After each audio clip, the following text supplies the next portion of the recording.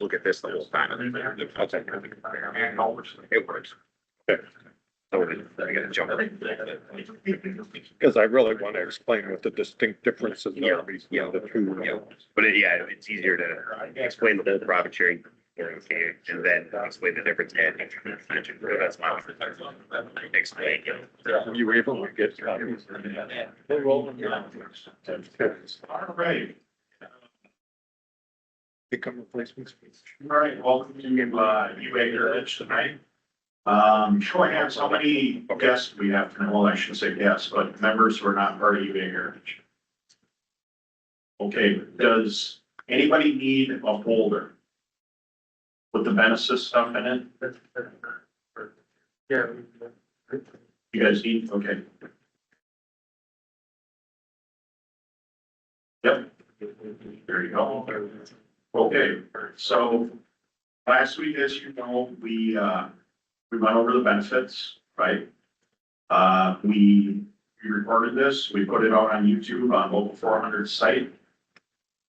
And, we were gonna be doing that tonight as well, so same as last class, let's, show some respect for, Mr. Hockey and Meter, let's Rice, and if you're tired, you're nodding off, get up, stand up, go get a soda, do whatever you need to do. Most important thing I want you to get out of this is these are important classes. This is very, very crucial information. Cat's got your tongue, ask it. There's no stupid questions in this stuff. It gets confusing. Even Robbie can tell you, people deal with this all the time, even Bryce and Jim. You know, these things change. There's a lot of questions that can get confusing at times as to how this all works, especially with the two plans that we've got blended. With that being said, we will start this off. We will try to take a break somewhere around 6:30, 7 o'clock, depending on how the curriculum's going. And Robbie, you got anything to say? Okay, and here we go. All right, guys, thanks for having us back tonight.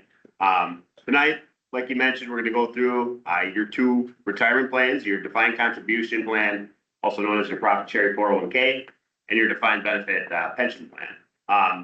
Before we jump into that, I want to just give one opportunity if anybody has any questions from last week. I know we went over a lot with the health and welfare fund. So before we start with this, anybody have any questions left over from last week? Anything that came up, you know, in the last 7 days? All right. So we're going to be on the right side of those folders tonight. Left, Is it the left side? Yeah. All right. left on mine. I have 50% chance of being right. The first packet has to do with your profit sharing 401k plan. But what I want you to do is kind of take that second packet behind it that looks like this, it's the comparison chart, and just kind of keep that one off to the side the whole time, because that's going to show your two plans again side by side. So you can see some of the similarities and a lot of the differences. And then we'll walk through each of them again in more detail. And again, if any questions you guys got, just raise your hand, shout them out, and we'll answer them. Before we get going, how many of you guys are first or second year apprentices? Quite a few. Okay. That'll matter here in a second. You'll see why. We're going to start again with this sheet here. Green side says profit sharing portion of the plan. So within your defined contribution plan, you actually have multiple buckets as part of one plan. There is a profit sharing plan, which is the money your employer is going to remit on your behalf for every hour you work. And then there is also the 401k, which is a voluntary contribution that you make. And you have to, take that money off your actual take-home paycheck. So you don't have to participate in the 401k plan if you don't want to. The profit sharing plan, as soon as you hit your third year, your employer is going to be contributing for you, whether you want to or not. Obviously, you want to. So again, both of these plans, when you're a first year and second year apprentice, your employer does not put in any money on your behalf. As soon as you're in your third year, that money starts coming in.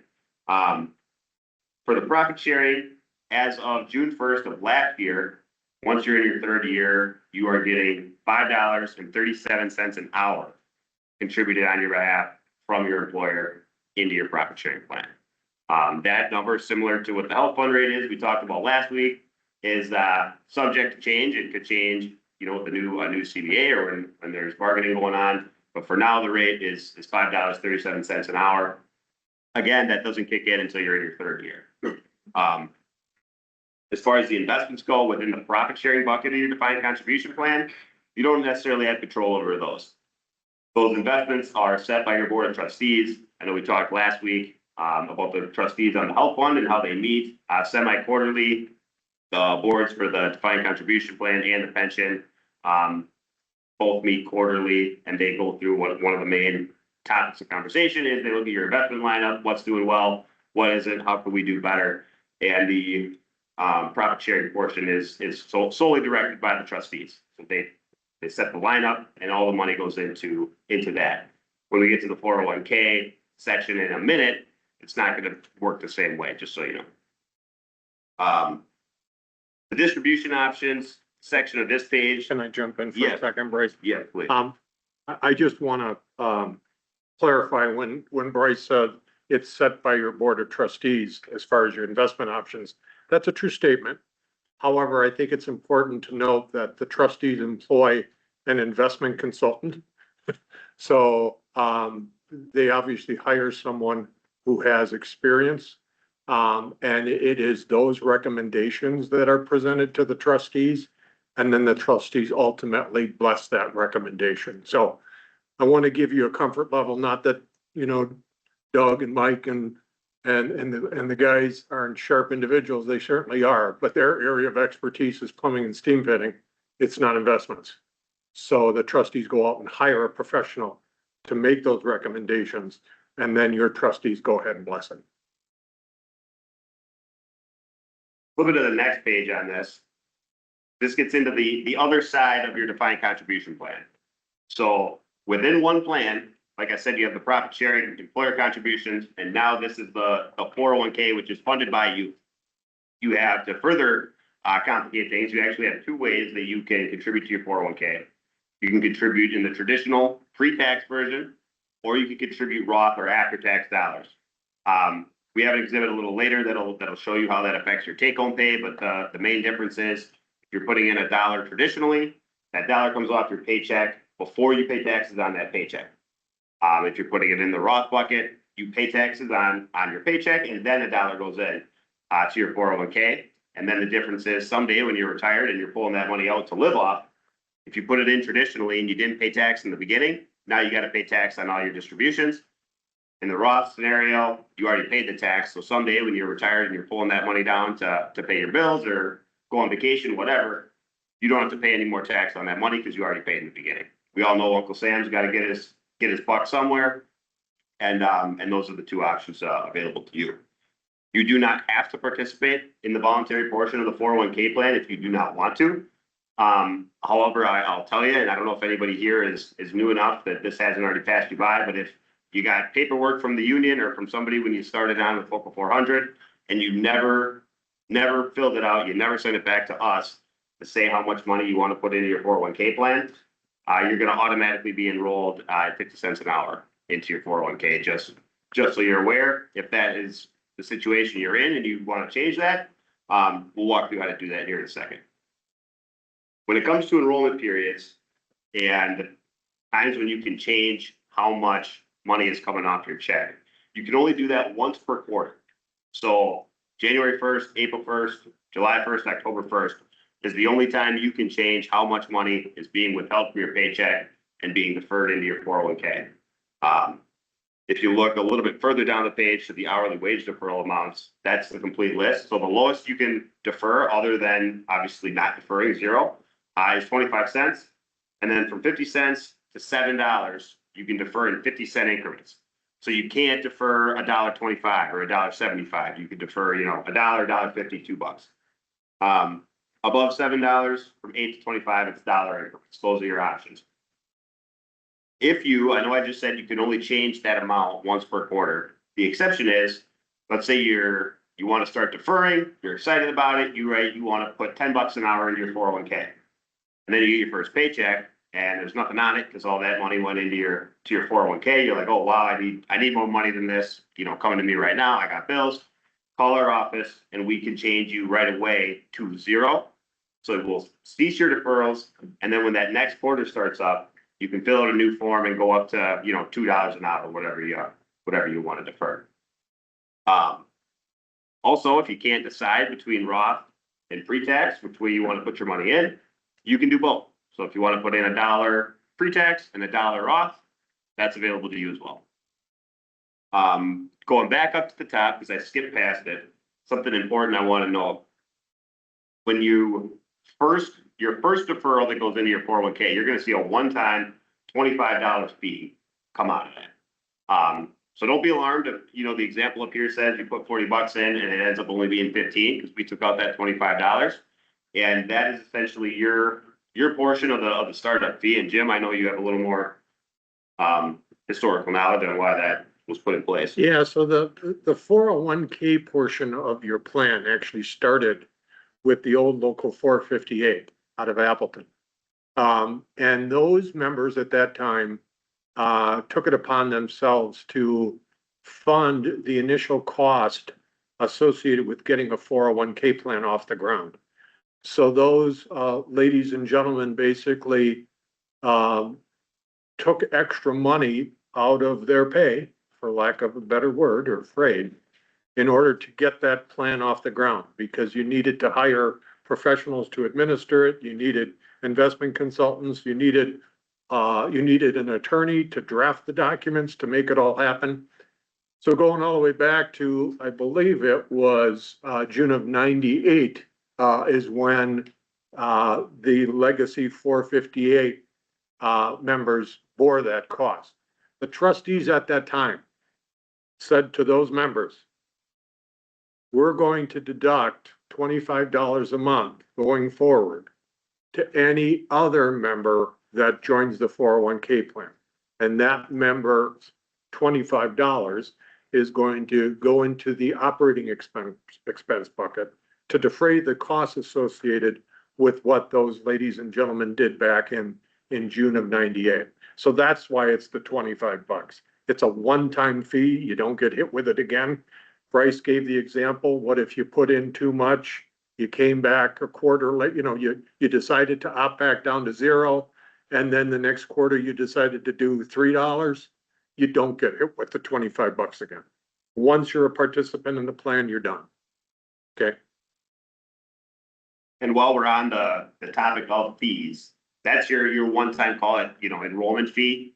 The plan does obviously incur expenses going forward. The same things Jim mentioned, you know, you still have attorneys on staff, the investment consultant that sets the lineup, auditors, our fee to administer the plan.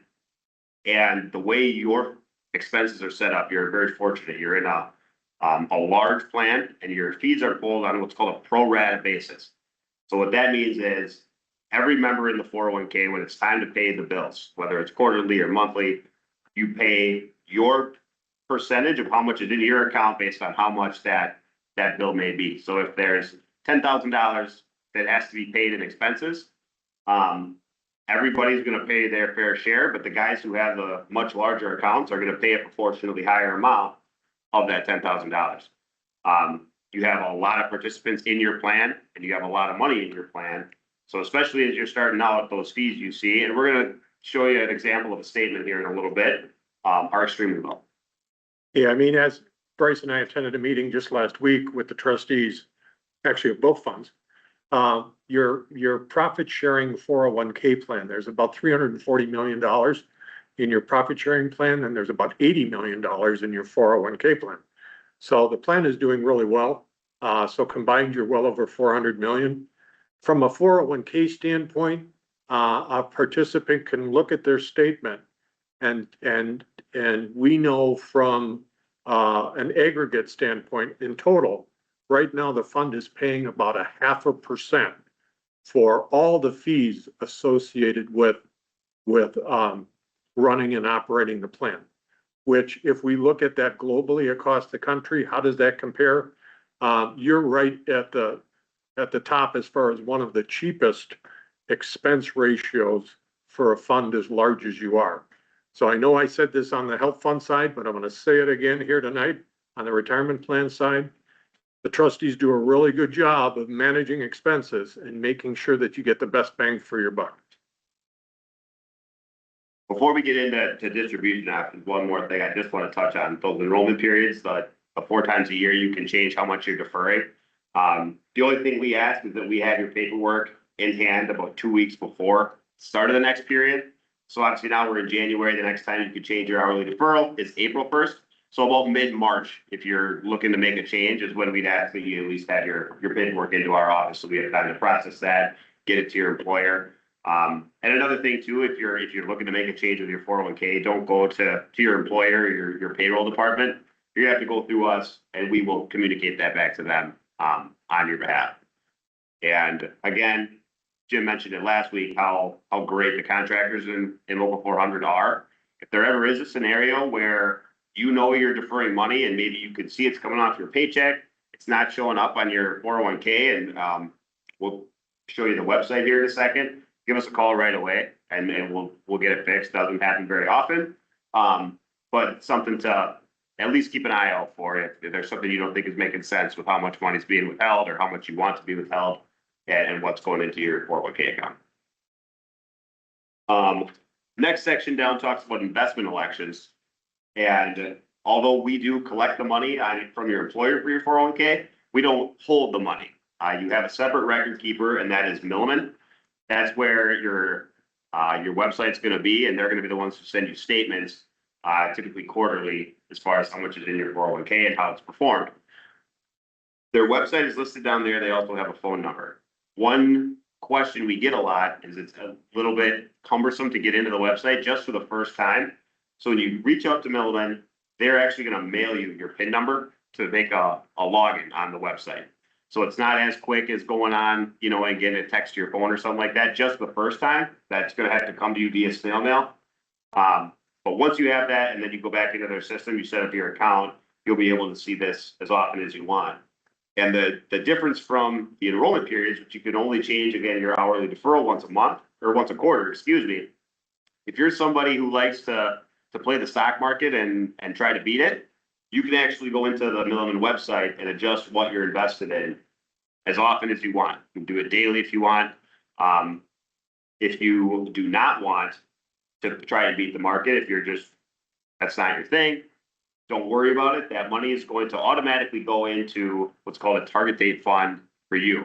And so what target date funds are, they take the current age you are and when you're expected to retire, and they're put in a fund that is managed on your behalf with those parameters. So the younger you are, the more aggressive that fund is going to be. It's going to chase higher returns with a potential lower downside.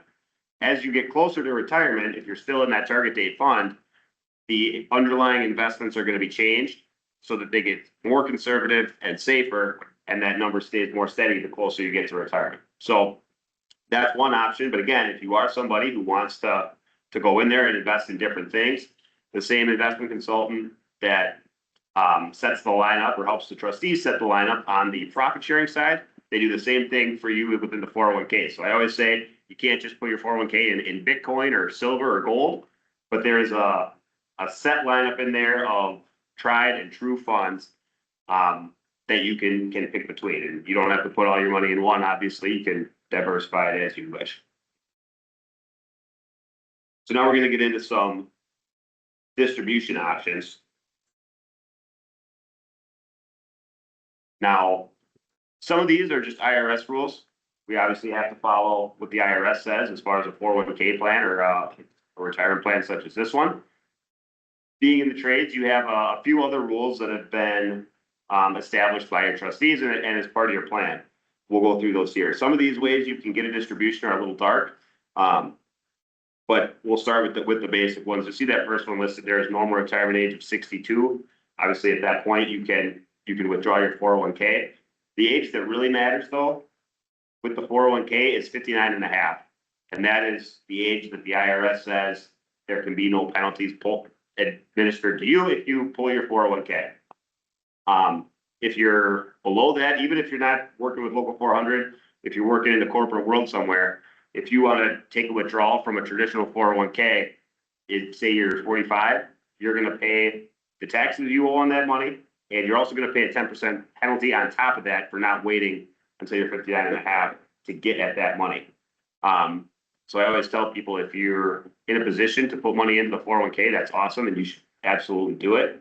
But make sure that you, at least in your head, or that money is for retirement, which is what it's meant for. So 59.5 is when you can get at it again without paying that penalty. Again, some of these are dark, so I mentioned death. Goes back to getting beneficiary forms on file with us. You need a beneficiary form on file for the health fund, the pension, and the profit sharing 401k, 3 separate forms. So if you just turn in one, don't think that it counts for all 3. Obviously, we hope this doesn't happen, but in the event that you're to pass away, your named beneficiary would get access to your profit sharing, your 401k account. Total and permanent disability, what does that mean? We follow the Social Security determination of total and permanent disability. So again, heaven forbid something were to happen to you, you get extremely sick or you get injured to the point where Social Security deems that you will not be able to work again and earn a wage. What they're going to do is they're going to give you your Social Security benefit, even if you're not old enough. They're going to make you eligible for Medicare on the health insurance side. And what we are going to do is we're going to follow that awarding, and we're going to give you access to your profit sharing 401k. Again, even if you don't meet any of the other requirements. Some of these separation of service rules, so 3-month separation of service, you can at least roll your money out of the local 400 profit sharing 401k. Now, let's say you leave local 400, you're going to work in a different field, you're starting a new career. 3 months after you've been separated from service, you can apply to have your money rolled out of local 400. If you are rolling it into a new 401k, that's your choice. You aren't going to be hit with any penalties or taxes at that point because it's 401k to 401k. If you're in that position and you ask for your money and you want it cashed out to your bank account, now you're going to be in that spot where you're paying the penalty and the taxes on all that money. So something to keep in mind. Your plan does have, and not all plans do, but it's a great provision. It's a hardship provision. You see it down here. You follow, again, IRS guidelines on hardship provisions. It's in the event of you're going to lose your primary residence, whether you own a home or you're renting, can't afford that rent or mortgage, you can apply for a hardship provision to get you through a tough time. You'll see you can also use it for tuition reimbursement. So some of you guys may be going to school. I know we have a few members who do it, once or twice a year. They apply for their tuition and it comes out of their 401k. You have to prove that a hardship withdrawal is actually for a hardship withdrawal. You can't just take the money and, go to Mexico for a week. And because of that requirement, the funds attorneys have to actually look at your application and verify you are taking the money for a good reason. Because of that, attorneys cost money, and there's an additional charge of $340 every time you have to take a hardship provision to cover those attorney's fees, just so you're aware of that in the event you need one. But it is there, it is an option. There are a few other ways, or I guess scenarios which fall under the hardship provision. And we just follow the IRS guidelines on those. Second to last one, QDRO stands for Qualified Domestic Relations Order. Most likely that's a divorce. In the event you're to get divorced and you're going in front of a judge or mediation, whatever it may be, we are going to follow that divorce decree. So if it says your ex-spouse gets half, we give them half. If it says a different number, we give them a different number. We are obviously bound by whatever the court system says. And at that point, age doesn't matter. The ultimate payee can have access to the funds. It's important to note that in that type of situation, the ex-spouse actually ends up having a separate account. So it's not commingled.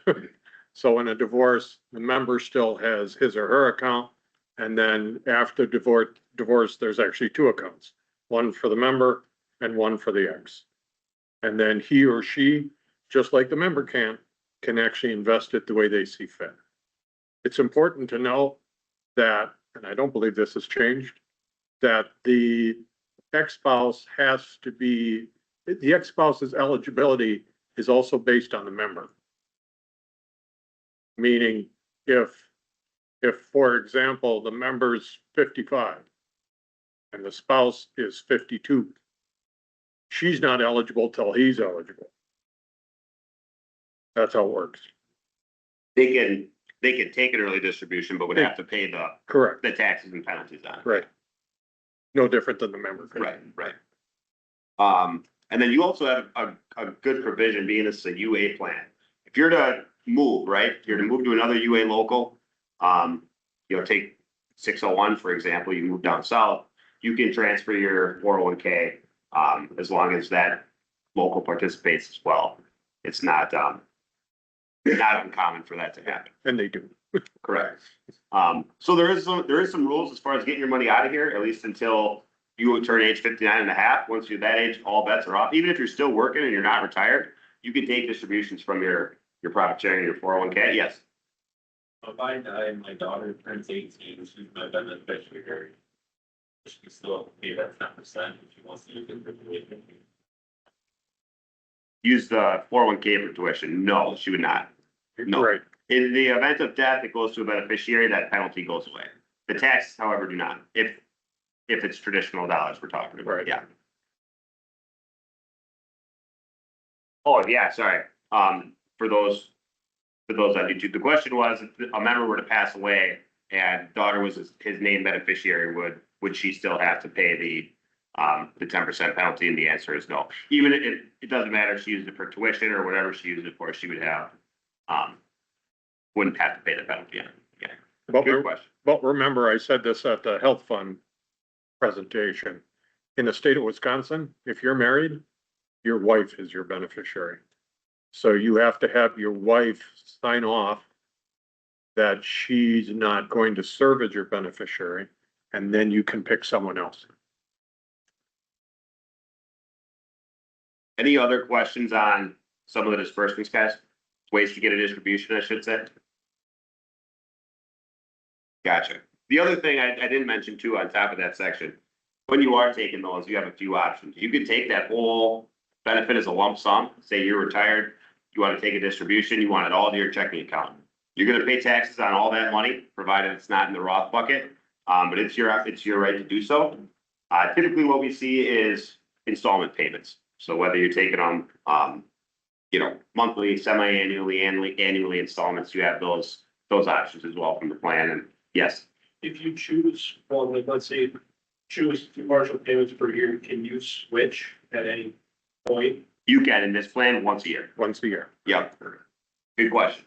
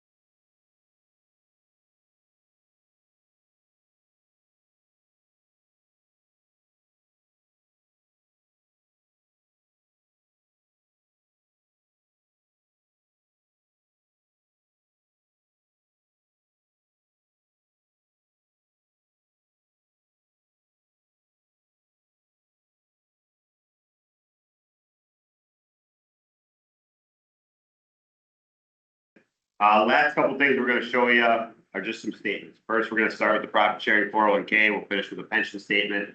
So you should have, I think it's the second to last thing in your packets. It's the last thing that's got a staple on it. I know that. This is your profit sharing 401k statement that you're gonna get quarterly. If you opt for paper statements, I know Milliman has recently made a change where they will only send you this electronically unless you ask for it to be mailed to you. I believe unless you were already getting them mailed, I think they kept that practice. But for any of you newer guys who maybe haven't set up your account yet, or you're just coming in or haven't contributed yet, these won't be sent to you in paper form. It'll be either emailed to you or you'll have to go onto their website and view it. But just to give you guys a bit of a flavor of what they're gonna look like and what some of these line items mean, and to tie it in a little bit with what we talked about earlier. This is again, and not a fake member, but just to use as an example, it'll start with an account summary on this front page. You'll see what your beginning balance was, and then what you are at year to date. So this will kind of be like your ending balance, and also known here as your vested balance. It's always your vested balance is gonna be everything in this plan, because this is not the pension. This is, remember that defined contribution plan we talked about first, where every dollar is vested, but it will still say that. E contributions, that stands for employee. So this individual does not participate in the elected 401k, either traditional or Roth, which is why that obviously is zero, but they still are gonna get statements because again, after your second year, your employer is putting in that $5.37 an hour on your behalf. So these ER contributions stands for employer contributions. You see in the given period, there it looks like $2,600, about $9,500 for the year to date. It's going to show you distributions if you did take any, whether they were hardship withdrawals, or maybe this individual is actually old enough to take a distribution even if he's working. That would show up here. And then this other activity, which we'll point out here on the next page, a lot of that's going to be fee related activity to show you how much typically your share may be for the fees of the plan. I want to point out on the bottom of the second page, you'll see there are two sources listed. Remember we said this person does not contribute on their own through the voluntary 401k, but that line item under employer profit sharing says excess health contribution. That's what we talked about last week. Remember, if you're at that maximum dollar bank, you have 12 months eligibility in your dollar bank and you're still working more hours than you have to, instead of that money going into your dollar bank, half goes to the general fund, half goes into the profit sharing plan. And this is where you're going to see that money land. Now, by the looks of it, this person maybe had one pay period or 1 month where they actually were at that maximum dollar bank, which is why it was only $25 that went in here. But if you're somebody who's got that dollar bank maxed out and you're consistently working extra hours, that number could be, as high as you make it essentially.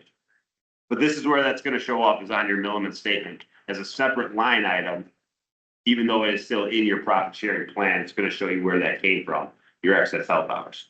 If you look at the other activity, so this is a quarterly statement, like I said, $61.80 came out of this person's account. That is to pay for their portion of the pro rata fees, which are further broken down, I believe, on the next page. If you do go to expense information, so your plan administration fee, $44, your record keeping fee, which is what you pay directly to Milliman, who again holds all this money. They're your record keeper. That's where the money is at, and they're giving you these statements. That fee is $17 just to them. So you can see how this person has $120,000 in their account. 1% of 120,000 is $1,200. So if you're at you're on the marketplace and you have this money with an investment broker or an asset manager, they're going to charge you probably 1% to 2%. So that's $1,200 to $2,400 annually. Well, I mean, you can see right here in this plan, you're paying $61 a quarter. So even if you multiply that out, it's, maybe $200-300 a year, still a lot cheaper. And Bryce, if I could point out, because we get this question asked a lot, at least I do. Under those fees, you have record keeping fee, as Bryce pointed out, that's Milliman. Then the next line item says plan administration fee. Well, we are your administrator. But that's not all our fee. When they say plan administration fee, that's basically the rest of the service providers that are providing services associated with this fund. So that includes not only our fee, but legal fees, auditor fees, investment consulting fees, actuaries fees. That's all encompassed in that $44.14. Someone calls me and says, Jim, you're making a windfall on just my account. Actually, I'm not. Because that 44.14 is made up of a number of service providers. Just trying to protect ourselves. Last page on this, this question was brought up at break. They're gonna show these lifetime income illustrations on the back, and this may look a lot like the defined benefit pension plan we just talked about. As far as, it shows your balance, it shows essentially how much you could expect if you turn that into a single life annuity or a qualified joint annuity. This is not as hard and fast as those pension numbers are when you get to retirement, but this is a way you can, in your mind, or if you're, looking to budget stuff out or roll this over into an annuity at some point, this is maybe how much roughly you could expect based off your total account balance. And they just include this as an illustration for you guys. If anybody is having issues getting these statements, maybe you got on the website, they're not coming, or you were having issues getting that initial PIN I told you from Milliman that they have to mail to you, you can call our office and we can connect you with Milliman to help that process go along. Last thing we have in your packets is this single page. I think I might have told you to get it out earlier, but we kind of skipped over it. This is what you're going to get each year. You should get what's called an SAR, a summary annual report. Again, just explaining the health of the pension. And then this is going to be a lot more personalized to you. So again, this John Doe name up here, date of birth 1985. It shows the date of hire. It's going to show your normal retirement date so that the year you achieve, again, the normal year of normal retirement.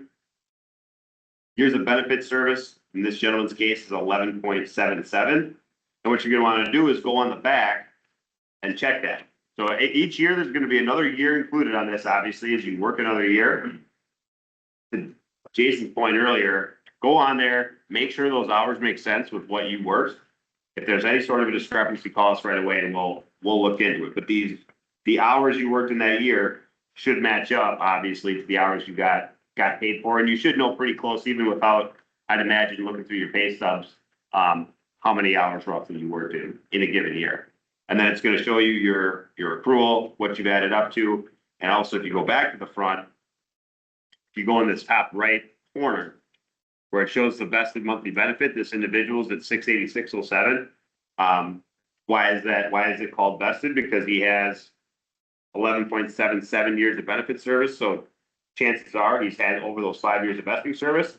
And if you look on the right, he actually has 13 years of vesting service. Why does he have more years vesting? Because remember, I said you can get 2 years vesting before you're actually starting to accrue a benefit as you're in your first couple of years of the apprenticeship.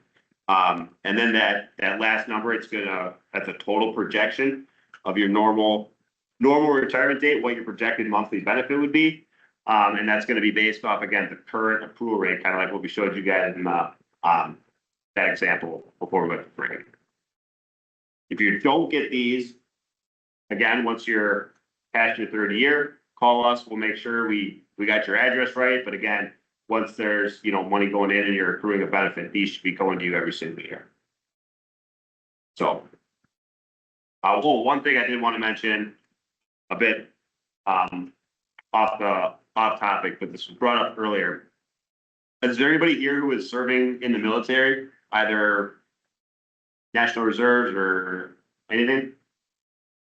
Don't see any, but in case anybody is on the recording, is for your pension, similar to how you can get credit for towards your health insurance. If you're serving, you can also get pension credits while you're away on active duty as well. Right. We do need, it's a lot of paperwork we need both before and after, but certainly a benefit you don't want to miss out on, because even if you're serving for, even if it's a few months, that could be, pension benefit you're leaving on the table. So something to keep in mind. Jim, unless you have anything else, I do not. Yeah, I was just gonna point out, because I get this question posed to me from time to time. Bryce had that defined benefit pension statement up on the screen. And we look at this gentleman, and we say the projected monthly benefit at normal retirement date is just under $2,650. Keep in mind that's in today's dollars. And what do I mean by that? I mean, I can tell you as sure as I'm sitting here, $2,650 a month today is going to be a lot different 30 years from now when you retire, or 35 years from now when you retire. So even though this may look like a lot for you right now, and it is, keep in mind, you're actually looking at a projection that entails 30 to 35 years.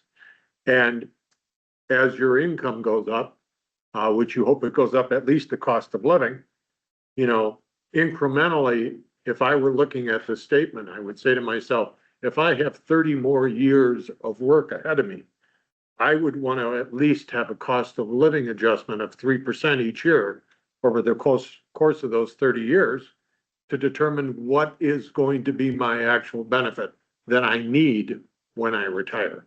So this is helpful. This really is, because it kind of gives you a snapshot, whether you're 25, whether you're 30, 35, whatever it might be. But you obviously want that dollar amount to be larger at the point when you retire, because 30 and 35 years from now, $2,600 today is not going to be the same as $2,600 30 years from now. That is correct. There's a kind of a conservative rule. If I was retired today, with what we have, 401k and so on and so forth, conservative rule for fiduciary would be you're gonna make about 75% of what you made on your good years, right? So you make 100 grand a year, you retire, you're looking at 75 grand a year in retirement, correct? Does that make sense? So it's kind of, some have it higher, some a little bit lower, but it's typically about how it pans out. That's an important thing. So, and we talked about investments, so I have that 401k. So, oh, go ahead, sir.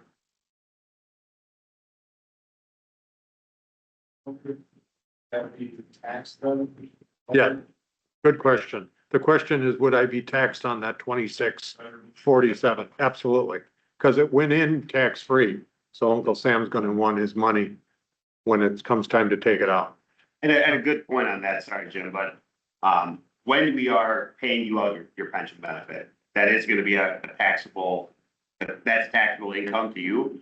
Don't worry about having to, segregate it on your own. You fill out the paperwork with us and we will withhold, however much is deemed appropriate for you at the time. We'll withhold that, similar to how your employer does now. So at the end of the year, you're not surprised with a, $10,000 tax bill. We'll do the same thing with your pension in retirement. Can I ask how many individuals in the room are actually participating in the 401k portion of the plan? Quite a few. Wow. Okay, I don't have to get on my soapbox. Because I was going to, for those of you who are not, I strongly encourage you to do so, especially at the age that you're at. Because when you get to be my age, it's kind of late to take advantage of that compound interest. But what I always tell members in closing is that is the difference in how you want to live in your retirement years. Between your profit sharing plan and between your pension plan, don't get me wrong, you will do okay. You'll be able to pay your mortgage, you'll be able to make your car payments and all that kind of good stuff. A lot of people can't say that. So you have that luxury. But if you are like me and in my retirement years, I'd like to travel. I'd maybe like to get a boat. I'd like to do some things that I really couldn't afford while I was working. That's why you want to do the 401k. Because that's going to put you in that financial position that you can say when you retire, hey, honey, now can I get my boat? We got the money. Let's go do it. She'll say yeah. I'm confident. Exactly, exactly. So if you don't, now's the time to do it. Because the longer you wait, the harder it is to bridge that gap. So with that, I think we're done. I'd like to just chime in on Jim's comment here. So not only participate in the 401k, but I know a lot of the group right now is younger apprentices, so first, second year is kind of hard to put extra money away, but you get into your third year, you're at 60%, fourth year, you're at 70%, fifth year at 80%, and now you get that journeyman status, you're at the full wage. So each one of those jumps, you get into your third, fourth, fifth year, those are some big dollar jumps. Put $1 away into that 401k, because it's money you're not used to having. Exactly. And you're just gonna spend it more likely anyway, so you get to that journeyman status, now you're a journey person. You know, we pretty much get raises every June, it's money you're not used to having. So you're already managing all your bills, your things the way it is already, so the extra $1 on a 40-hour week, you got $40 and you take the taxes off, you're down to 28 or whatever that number is, put that into the 401k. Where it's gonna really work for you, that compound interest, so every chance you get. Once you get to that journey person status, okay, well, take those June raises and roll that into the 401k, it's money that you're not used to having in your pocket. It's not gonna be making a difference of that new boat or anything anyway. So, Yeah. put that into the future, to Jim's point, so you don't have to wonder if you got enough money to get to that retirement age.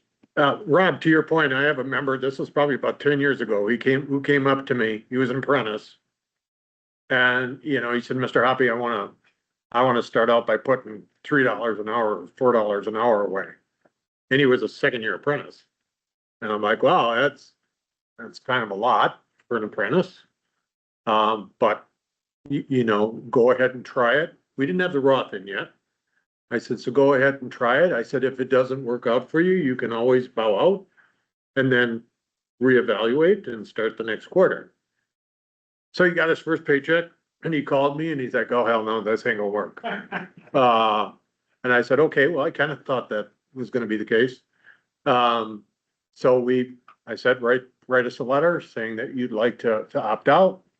And then come April, you can come back in. He went from $4 to $2, and found that to be more palatable.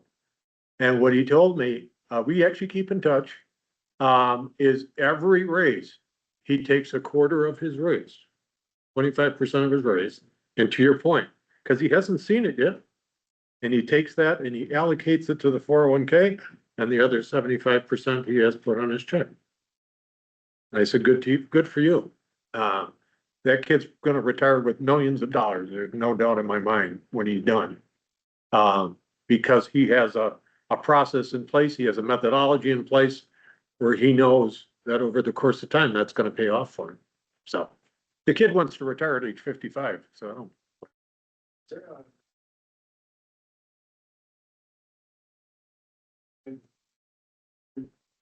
There is, but I had a gentleman come up to me earlier. The question is can you roll over another qualified 401k into our plan?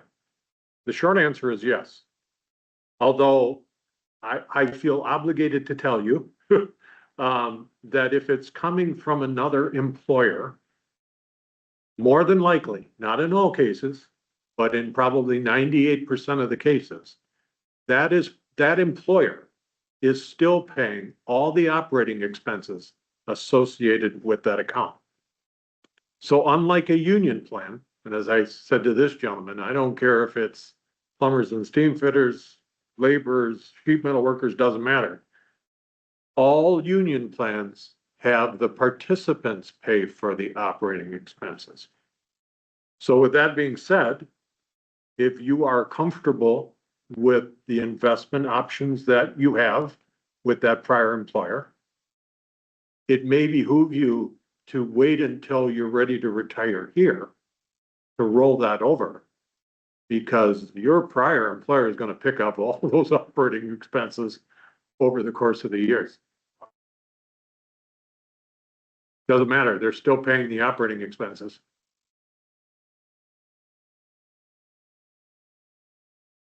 small account, and small account. Yeah, the question the gentleman posed is, isn't it better to have one large account than maybe three different accounts? It really is a personal preference, sir. I mean, I've heard some people say, I'd like to have all my eggs in one basket. That's fine. That's fine.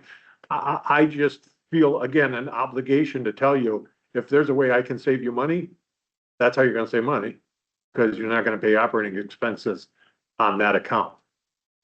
If you feel more comfortable with the investment lineup, for example, that you have here, then as I mentioned to the gentleman, it behooves you to go ahead and move it here.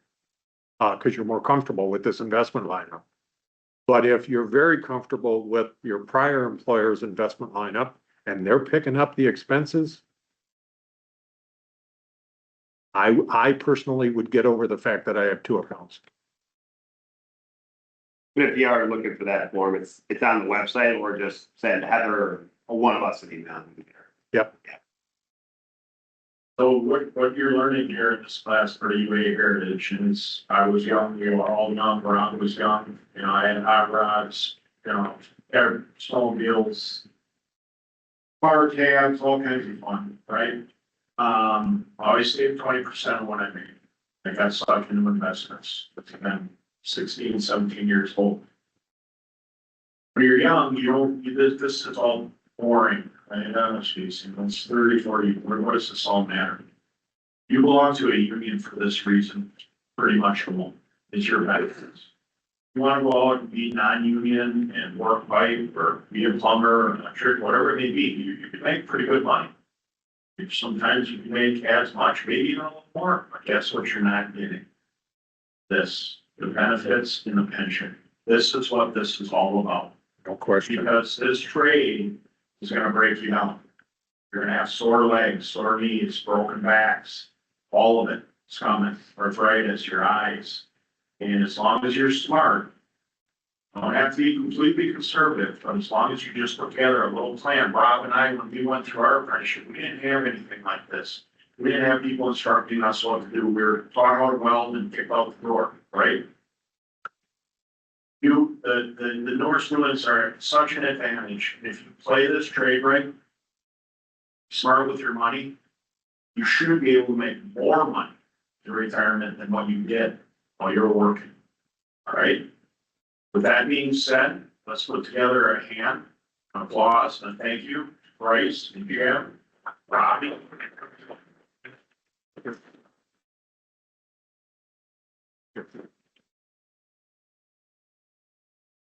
Thanks, everybody. We'll be around for a minute or so if you have questions. I also have a few business cards here. If anybody's got, something more specific, they want to give me a call in the next few days. Just because they're done for the finance, we're not allowed to leave with them.